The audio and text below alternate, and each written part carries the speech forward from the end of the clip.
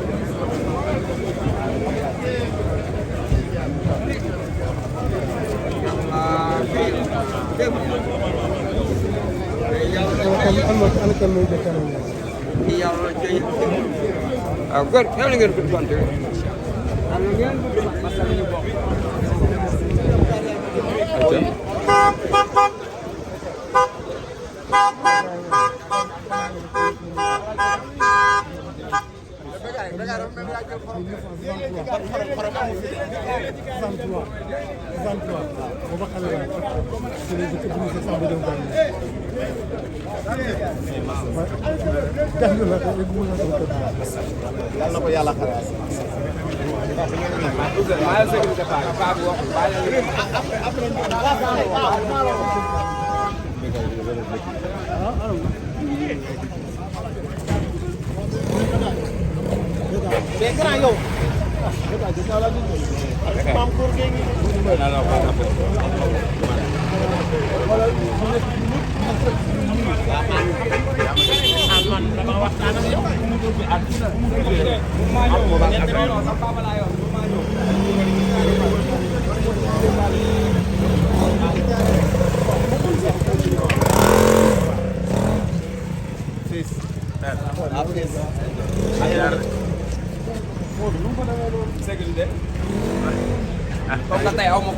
am nga fayda de.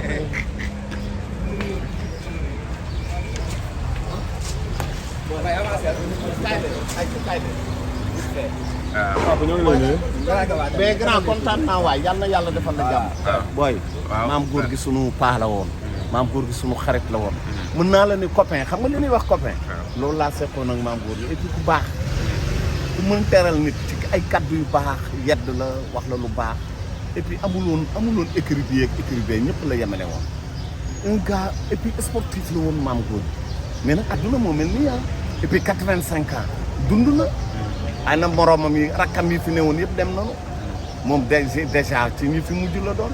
mais daal lamb moo am tiis. bu dee ci bàkku c'était le meilleur.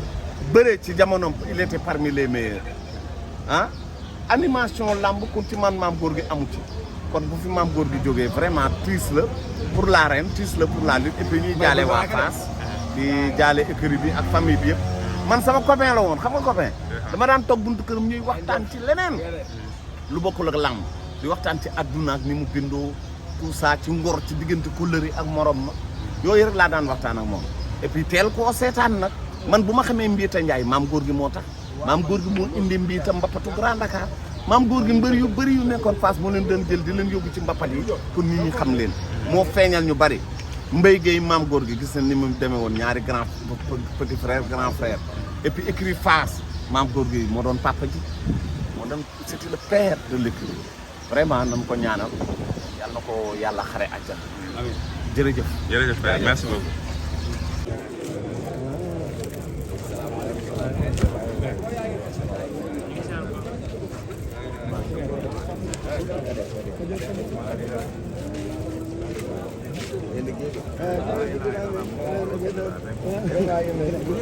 waaw gis nañ gis nga yaa ngi ci jàmm mbaa dara gis nga ça va bien.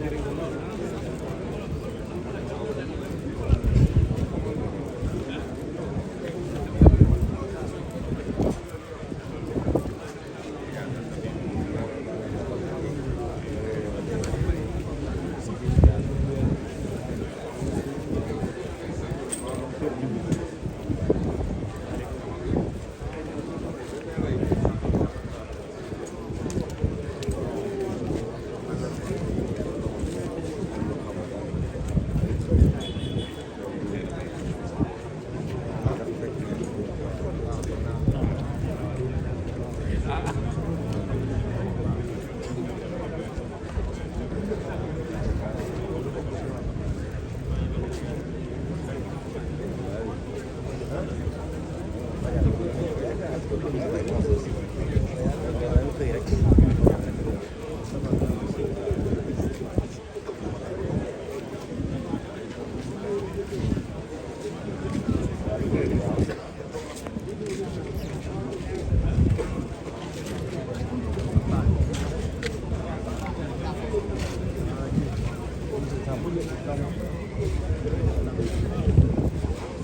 yang